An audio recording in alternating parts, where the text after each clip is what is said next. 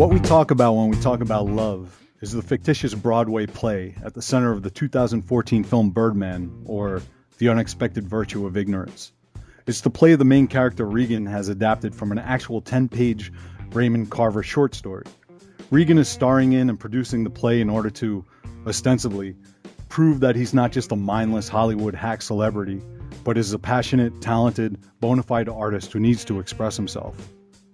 But what we talk about when we talk about love, not Carver's short story or the fictional play in the film, but the notion, the slippery what of love as it's talked about by humans, is also the heart of the film's matter, its major theme. It's the question the film is asking: what is it that we actually do talk about when we talk about love? As Carver's playful phrasing suggests, what love is as talked about, what it is when we try to put it into words, is no easily wrangled beast. Try it yourself sometime. Try to pin it down, love.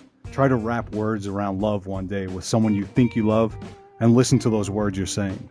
What's said, I assure you, no matter how blessed your tongue, won't be the whole of it, won't ever contain love. What's said, even if you possess the gifts of a William Blake or a W.H. Auden, will just be an infuriatingly tiny sliver of what love is to you. And most likely what you'll end up talking about won't resemble your conception of love at all. Maybe it'll be the exact opposite of it, in fact. Now, before I go any further, I should mention that because the film won the Oscar for the Best Picture last year, and anyone listening to this will likely already know most of its particulars, I'm just going to skip the formalities of discussing the stunning performances turned in by the all-star cast led by Keaton and Ed Norton, and the remarkable technical achievement of Alejandro Iñárritu's direction, wherein the film appears to be shot in a single take without any cuts, a la Hitchcock's Rope, in order to just get down to the business of listening to the picture as it whispers about what we talk about when we talk about love. Because Iñárritu's story concerns a group of actors preparing for a Broadway play, and because its view of actors is the common conception of them as infantile, suffering from an insecurity-driven, attention-seeking, histrionic personality disorder, what the actors in the story talk about is not the kind of love associated with selfless devotion or contemptuous obsession, as the characters in Carver's story speak about, but rather what they talk about is something resembling a bottomless pit, an insatiable monster that would consume the love of planets and universes if gone unchecked. What the characters in Iñárritu's film are talking about is being loved, being beloved, which, though it's a fine point, admittedly, isn't exactly what most of us think about when we think about feeling love. Being beloved are the characters' motivations, no matter how much they try to disguise them or how adamant they insist on their ignorance of it. So just about all the main characters in the film are doing some version of the "look at me" war dance, but Regan, played by Keaton, is evidently preparing for the most violent battle. Regan is an action hero actor who's been aged out of the role that has won him the most adoration and who has since been gently shoved out of the Hollywood limelight. Casting Keaton in the role is, of course, a bit of a wink and a nod, given Keaton's own resume playing winged heroes on screen. And now I'm not sure what Keaton's personal Caped Crusader whispers to him, but in Regan's darker moments of vulnerability and self-doubt, he's visited upon by his fabricated hero self, his Birdman, who assuages his insecurities, assuring him that he could climb back into the superhero suit anytime he wants, that, in fact, he actually is the superhero, the Birdman. As the pressures of putting on his Broadway show mount, Regan becomes more and more prone to these hallucinatory lapses, and his discussions with his avian self becomes increasingly intense. He actually sees himself as possessing the superpowers his fictional character did, and those powers become greater as he becomes increasingly uncertain about the play. He tries to remain sane, tries to keep the Birdman contained, but the difficulties of doing so are tantamount to the difficulties of producing a Raymond Carver adaptation.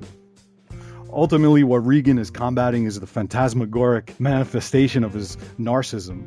The narcissist, after all, is the most insecure of all human creatures, and so tells himself, in order to remain wholly ignorant of those insecurities and inadequacies, that he is, in fact, superior to everyone around him, and thus deserves their adoration. This is the crux of Regan's inner dialogue.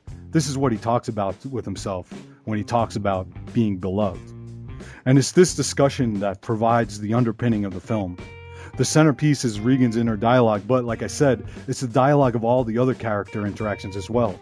The words they use to talk about it and around it and through it, the form their discussions take, is not one unfamiliar here on the Cutting Room Movie Podcast. It has something to do with the dichotomies of art versus commerce, with the virtuous versus the shill, with the fine versus the cheap, with the beautiful versus the lowest common denominator.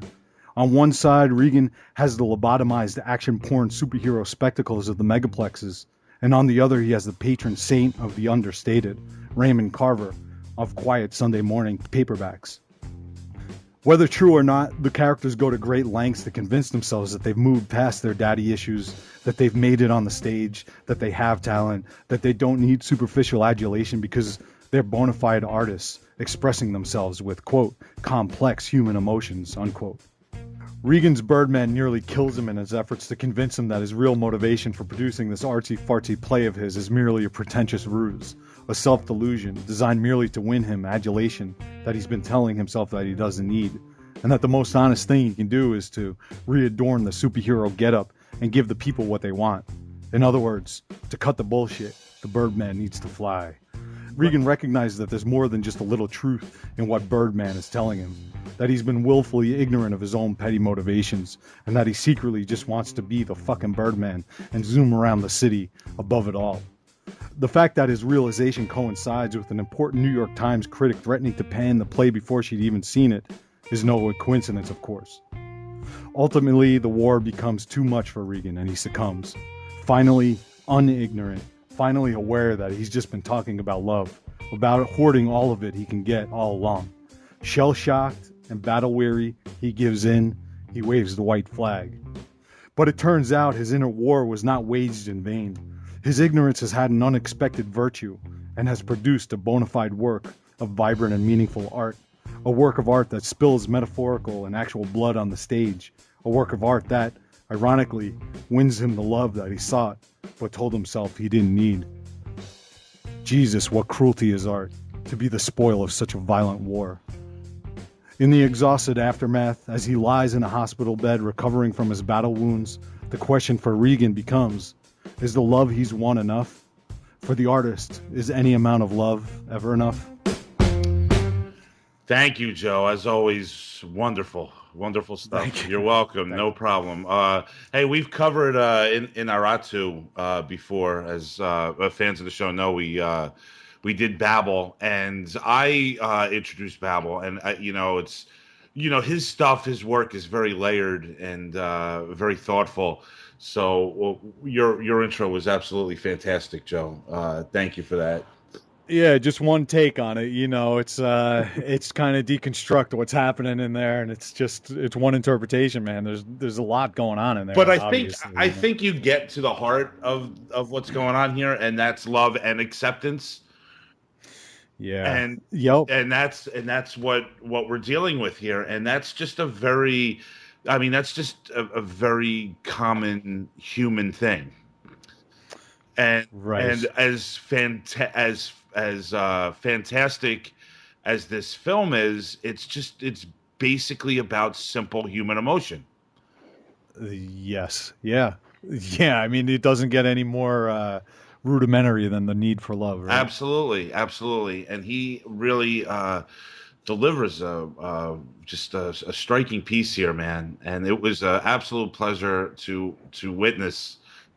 Yeah, man. I mean, I saw this twice. I saw it in the theater, and then obviously every time, man, you see a movie for the second time. It happened last week too when we were talking about one of those films. It's just that you see everything just clarifies itself when they're talking about it was one of those Reichardt films, the Old Joy, like we were talking about the main theme in that. Right. And then this one too, I was like, oh, this is about love, I kind of sort of knew what it was, and then seeing it for the second time, it really just made a lot of sense to me that, it's all these actors, they need a lot of love and self-assurance. And then right. And I had that kind of notion going into it, and then everything that was happening on the screen seemed to me to be related to that. You know what I mean? Sure. I'm kind of disappointed though that I didn't get to hear you say "cut off your nose to spite your face." I really thought that was coming. As a matter of fact, I had a bet with someone that you were gonna go there. and you didn't, Joe. I'm kind of let down a little bit. You can't predict how somebody, how someone's gonna what someone's gonna All take on right, a so film. Right? listen, it's forget the fact that this is a huge film and it won the best picture, and I always hate to say, well, it won deservedly so, because there's just so many, there's so many great films. I mean, how do we really just pick one film and just call it the best picture of the year? I mean, it's great for the people that work on the film that they get a little prize, and I'm sure it's all nice and everything. Forget Like that critic says in the movie, you hand yourself awards for making cartoons. Yeah, yeah. Well, she's no better than what she thinks he is. With her, I mean, with her Even worse. ignorance. Yeah, well, even worse because at least they're going Even through the paces of trying to be productive and creative. And right, it's true, man. Lazy criticism is fucking right, just and vitriol, that was one of the best exchanges in the movie. Probably one of his uh best deliveries in his entire career, and it is a great career. I mean, no, I mean, we've talked about Michael Keaton here on the past when we did Night Shift, and we spent a good 15-20 minutes just waxing poetic about how amazing this guy is, how he has tremendous range, and is really just one of the most underrated actors that have existed over the past couple decades. Yeah, that critic, I mean, that scene really pulled me in, because yeah, you know what yeah. I'm saying. And you're right, like, lazy criticism, and then you think to yourself that people are being judged by someone that is, like, has this high opinion that people are flocking to, and it's all insincere. What she's delivering to the masses is complete insincerity. Well, she ultimately redeems herself, right? Not to give a spoiler away, but yeah, I mean, what she says is there's a lot of truth that she's going to pan the film before she even I mean, not the film, the play before she even sees it, and it becomes about her own, her own issues and grudges that she has against this or that or the other thing. It's all personal bullshit, Right, right. I love this in Aratu guy, Joe. I really do. Yeah, I mean, because Babel really moved me, and I remember Billy really. I am curious to hear what Billy thinks of Birdman. he loved this. He See, did that's when he odd because he really hated Babel. He hated the fact that I liked Babel. He did. Like, he was just like, it's a bunch of nonsense. It's boy, he really bashed me for liking Babel. So, and Babel's an excellent film. I think so, man. I like all this stuff. Loves it. Yeah. I don't know. I can't figure Billy out, man, to be honest with you. Yeah, who can? The stuff that he doesn't like is, I mean, it's amazing to me. All right. You know? You know what? We're also in one of these situations here on the show, Joe, that I forget before we start recording. Adam and Jeff, have you ever been on the show together? Yeah, first time. All right. This is the first time. Yeah. So you've never even said hello, introduced each other. I didn't even go through that process. No, I was just going to ignore him until you introduced us. We were both doing a really good job of that, man. Yeah. Adam and Jeff, say hello. Hey. Hey, how's it going, man? Good. How you doing? Let me get that out of the way. Good to do the show with you. I should have done that off air, but why not do it here? Let's start with Adam. And all right, well, listen, first, almost every time I'm on the show when Max isn't on the show, at some point you guys try to pick my brain about what kind of movies he likes and, trying to figure it out. I'd like to play that game right now. I know the answer to this. Do you guys know? And if you don't, you guys think he was a fan of this movie or not a fan of this movie? Oh, Max? Yeah. He says it's a snooze fest, I'm sure.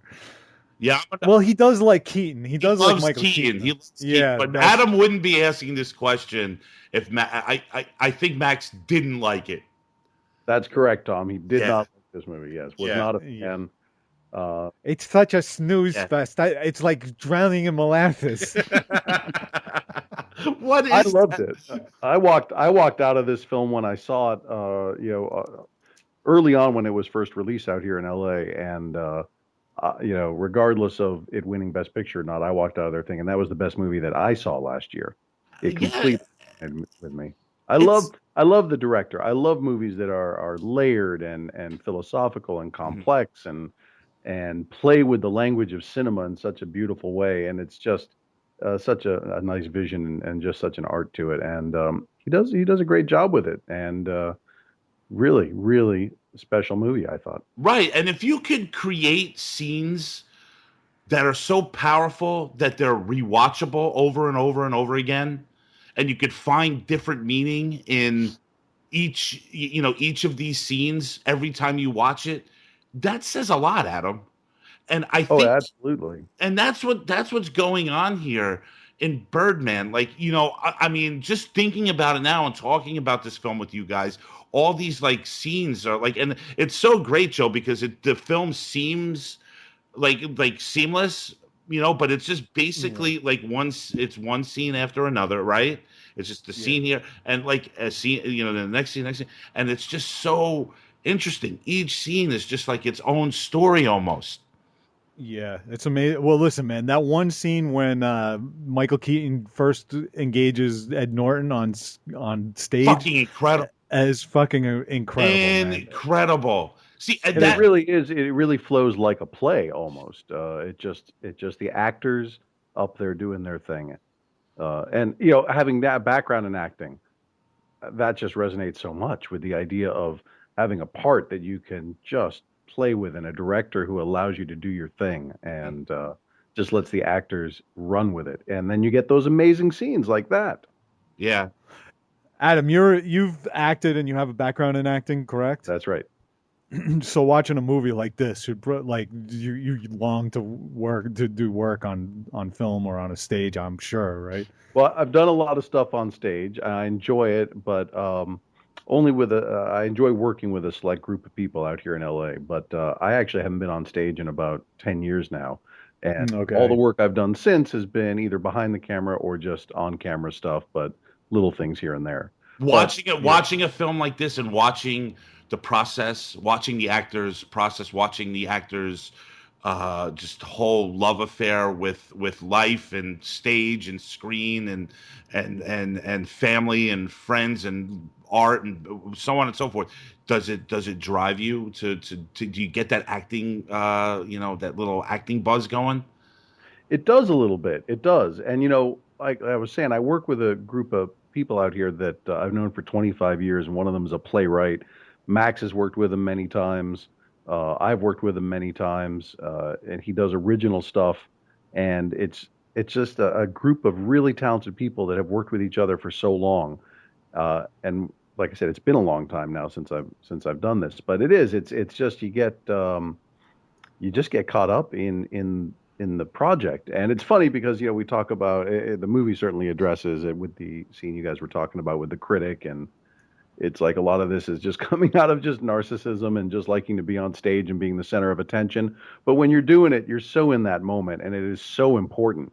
It's so important. But so you've known a lot of actors, and I have too. I mean, I've just auditioning actors, having actors in my films and short films and stuff. You definitely have to recognize that there's a lot of truth in all these, Absolutely. just like these histrionics that they go into. I think it's called histrionic. You would Yeah, probably know yeah, this too. that's correct. Histrionic personality disorder, right? Like it's almost universally, like, even I just like going to the school plays here. Like, I just see these kids, and some people are just prone or Definitely. just gone to having this like need for like sucking in the attention in a room. You know what I mean? There's Oh, definitely. absolutely. I've seen both sides of it. I've actually seen, the actors that take it really seriously and go the other, the real internalized, sort of, guys that meant a few words and I'm doing my part. And after the show, I'm going to leave. I'm not hanging out with anybody. But even I'm not, that even I'm not going even up that posture, to like even that posture, is kind of like the Ed Norton character. Like, I'm an artist, you don't know anything, and yet there he goes. He could like poses like in his underwear or whatever for the New York Times and steals the fucking the ad. You know what I mean? So it's like just all this like like they know how to play it to suit themselves better, to make them even look better than the other actors, to get the better attention than the other ones. You know what Well, I mean? and so It's much of it at that level of if you're acting at that level, so much of it is just get attention. There, the no such thing as bad press. Get attention, just get seen right. because it's just about getting seen. Yeah, sure. And I agree with the underwear ad, Joe. Why not? But it's funny because he's the only one who, like, you're sort of led to believe who's doing this out of like this great need for artistic expression, and there he goes. He friggin' steals the rug right Well, he out from steals the underneath. directing job too, basically. Like the first time they get together on stage, and we were just talking about this scene. He totally flips that shit on Riggin Thompson, and he's making Thompson think that like what's happening on stage is because of him being the director, and it's just like he's just completely controlling the situation. I know, because he can't handle somebody else getting the attention. You know what I mean? Like it's just like that's why I was seeing this, and that's how I focused that intro there. It's just like it was just striking to me. You know what I mean? He is fantastic, Norton, and I got to tell you, these actors all give so much to this film, and they give a lot to Inarritu. I mean, I didn't look this up, but I know for a fact that Norton is a notorious non-smoker, and he has denied smoking cigarettes on screen throughout his entire career. There was a movie called Rounders where he had arguments with the director because the director and the writer insisted that his character would be a cigarette smoker. He said, "I'm not doing it. I have no, I can't, I can't." I can't do it on screen. I can't do it as an actor. But in this film, he's for some reason he's doing it, man. And that's just giving that to me says they're just giving this director everything that they could possibly give, and that's why the film works so well. Oh yeah, look at the results. Exactly. Yeah, and this soundtrack, Jeff, huh? That's great. One thing that all right, so there was things I liked about the movie. There's a lot that I didn't like. I did like the soundtrack. I didn't like the intrusion of the drummer into the picture. Oh, okay, that's interesting. Let's talk about that. I don't know. It's phantasmagoric. There's a 50-cent word for it. Yeah. I don't know. It kind of like him walking down the street and that guy, playing the drums that were all he had. There was just something about it that sort of like rang false to me. Yeah, I hear you.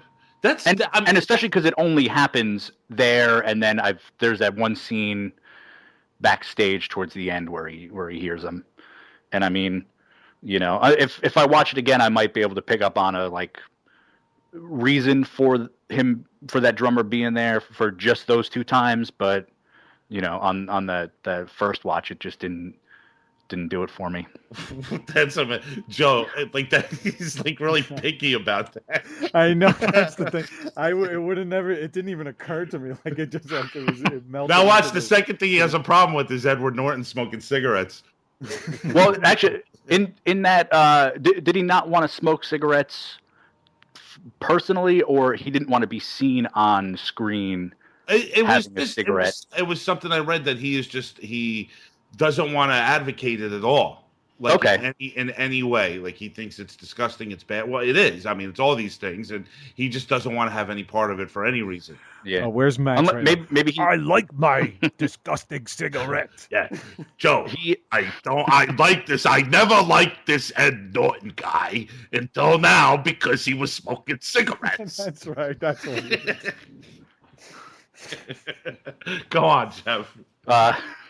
He might, maybe he felt like this character was, such a clown that it was, the people watching would know to associate like this is so far from what his reality. I don't know. I mean, it's close. But listen, as much of a clown as that character is, like that when he's on stage with Keaton, he's elevating that play though, which is the amazing thing. Like that dud, the actor they had before with the light on his head. Yeah, that was there. I love bad, like when someone is a bad actor in a movie, like when they're playing a bad actor. There's like that special like, that special brand of intentional overacting that I really love. And like That's so weird. he like when that whatever the guy who the first guy like just starts like belting it out with so much like over emotion. Yeah. Yeah. And then the light falls on his head. Yeah. Now, was this done intentionally by Regan Thompson? I mean, he kind of took credit for that light falling, didn't he? Yeah, I don't. That's I don't know. Because you get the impression that he could actually, in the reality of this of the film, like have these psychokinetic powers, because like that's such an odd coincidence. Right. That's a good point. So listen, you don't like the drums. No. Well, I like the drums. I don't you don't like the guy being shown playing the drums. Yeah. Okay. What else don't you like? Man, I feel like. Oh boy. This movie did pull. I see a lot of negativity and like a lot of negative comments about this movie out there. I think so. But you know what? I think a lot of people, it was a love it or hate it kind of film. That's what I think. But you know too, what? yeah. I think a lot of movies that would fall into your category here of phantasmagoria. I think a lot of times people don't know what to do with that. Like I remember, okay, here's a perfect example. First time I saw Crouching Tiger, Hidden Dragon. I thought it was one of the most beautiful movies I'd ever seen. Like I thought it was fantastic. Like I encouraged everyone to go see it.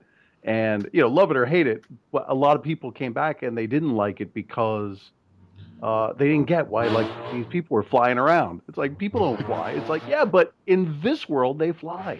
Right. This is just how it is. It's like I think a lot of people were confused by like, did he have these powers? Didn't he? Was it in his head? Was he crazy? Was he, and I think sometimes that confusion distances people from the film. Yeah, because right, Adam. It confuses anyone that doesn't have any kind of absolution, to what they're watching.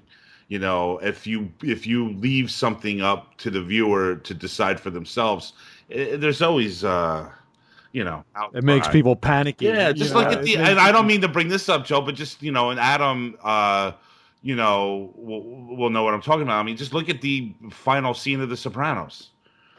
The controversy. Yeah, when you just leave something up to the viewer to decide, to think about, to determine, it's just people. It's so funny, Joe. They really don't like it. They shy away from it. They need their spoon-fed, absolutions.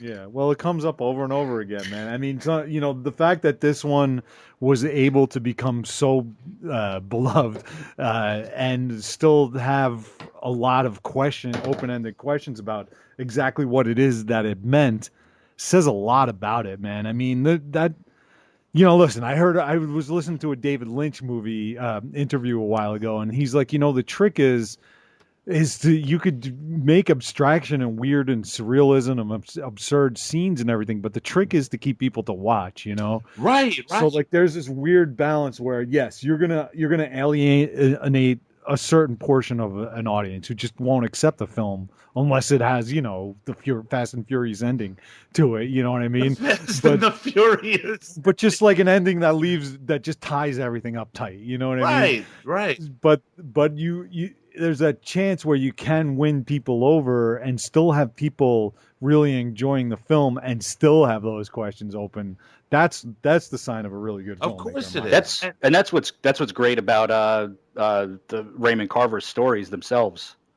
To sort of tie that in. They're like those endings are. He either sort of ends it like if you say like a story has a point where it should end, if you're sort of a like standard writer, like he always ends it a little bit before or even a little bit after, and it's nothing spelled out in Raymond Carver, man. I mean, it took me It took me basically 3 reads to get a decent read on that one short story. Like I read it twice. Like I've read it before, Yeah. pretty recently actually, and I just read it twice to really try to figure out what the fuck was, like what was happening in the story. You know what I mean? Yeah. Even though it's like obvious, it's very simple. But it's just that you feel that there's something that he's just he's trying to convey and to tell you, but you really need to lean into it and to pull it out, Yeah. and that's it's a beautiful thing. So what is the other thing that bothers you about Oh yeah. it? Anyway, so I had about 10 minutes there to sort of articulate it. So to formulate it, to articulate it. So what? All right. The best way I could describe. I liked how he was saying, Inyarritu was saying what he was saying, but there was something about what he was saying that, like, we're going to be talking about Terry Gilliam next week, and I watched what's it called, Imaginarium of Dr. Parnassus, maybe like a year ago, and it basically was 2.5 hours of someone being upset that time is passing him by. Meaning Terry Gilliam, like he's like, oh man, people don't like stories anymore, and it's like the whole movie is basically him having a temper tantrum that things aren't the way that he likes them to be. Gilliam's having the temper tantrum. Yeah. Yeah. Where in reality, like it's 2009. That's just not the world anymore. And I kind of, and it not that Inyarritu's saying the same thing, but there's just that he had he was mad at superhero movies and mad at or like had contempt for the stage. Huh. Like he was just full of all these people were. But you don't have a problem with someone having issues with big budget superhero films or perhaps even the stage. What you don't like is the execution here. The way he's saying it bothered you. Like it seemed like someone who's been criticized. Yeah, criticizing the people that it's a bit. You're sensing a bit of sour grapes. Yeah, or something. That's 2 words could have just summed that up. That's interesting. It is interesting. It is interesting. And why, Jeff? And he also, I'm sorry, and another, he also seems like someone who does not like he's heard of comedy, but he doesn't understand how it works. Like none of the humor in it was, it was like, well, I was going to say it was like a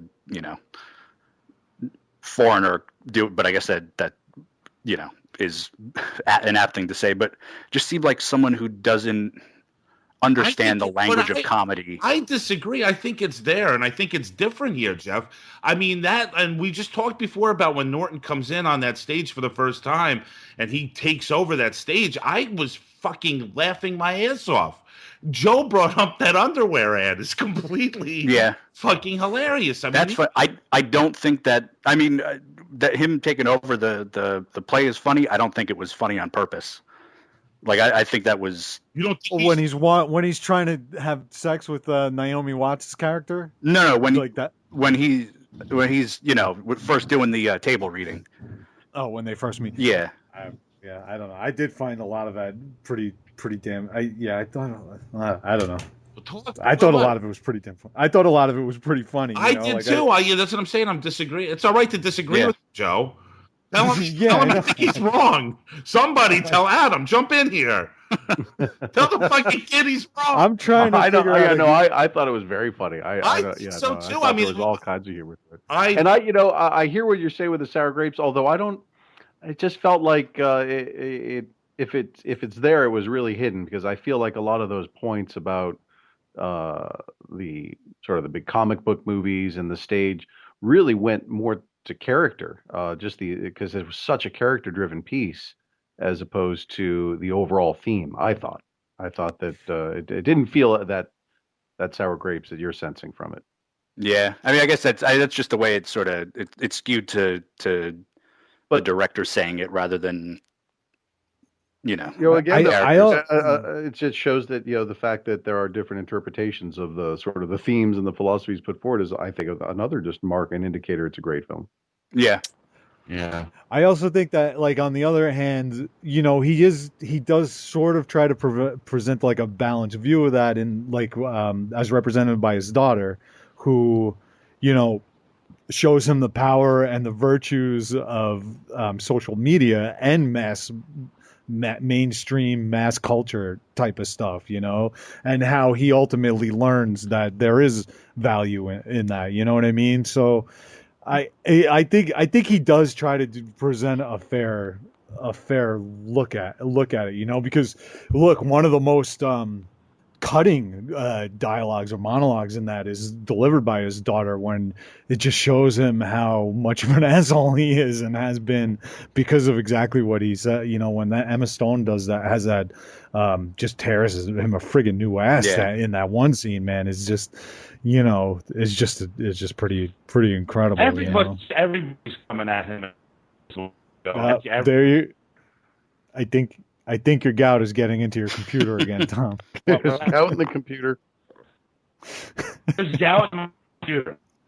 Definitely. I think it's got a little bit of gout in. Just a flavor of it. Let me just pop a pill.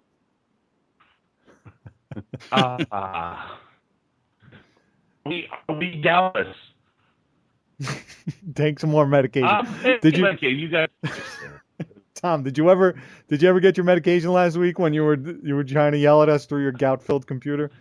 I did. Yes. It's still cutting. Gouty. Yeah. It's very gouty. It's a little gouty right now.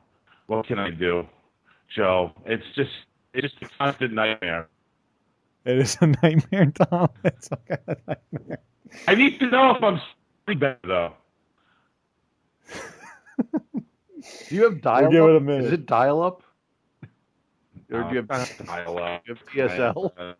Is it DSL? He's got a cup on a string attached to his computer. He's yelling into it. It's probably solar flares. Well, listen, I'm in the sun. I'm gonna begin the process of saying goodbye to Birdman and Interactive. Why are you giggling, John?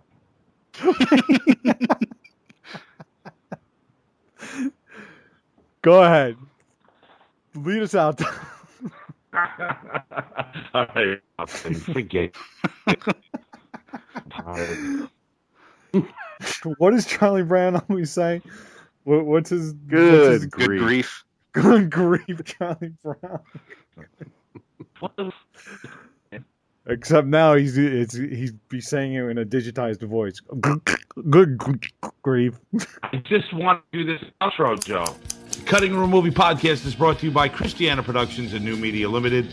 The show is edited and co-produced by Joseph Schreck and produced by Thomas Stetloff and Joe Christiana. We'd also like to thank our associate producer, Jeremy Garcia of Dartboard Cinema. Go check out his podcast.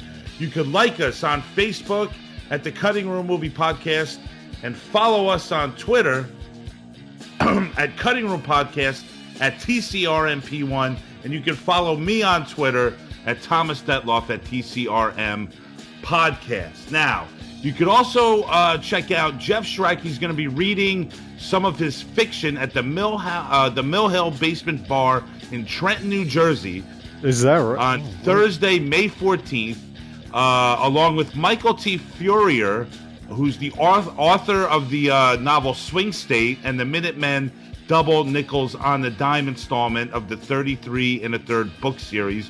Joe Evans from Staying in Zion, and a couple of bands that they're going to announce will be playing along with them. So definitely support Jeff if you're in the Trenton area in New Jersey on Thursday, May 14th. You could also check out Joe's film work at ChristianaProductions.com. Check out Adam's new show, Starland PC, at StarlandPC.com. And check out Max and Adam's Bowler Hat Productions and their Mimosa podcast show at Max Cook and thecounselor.com. And don't forget about Max's blog. He's hard at work over there at MaxCookUncorked.com. Music from The Cutting Room is done by the Zillatones. Check them out at www.thezillatones.com or search for The Zillatones at ReverbNation.com. We're coming back next week with more Phantasmagoria, including the 1950 film Harvey, starring James Stewart, and Terry Gilliam's 1985 film Brazil. Until then, we're over and we're out. Ciao.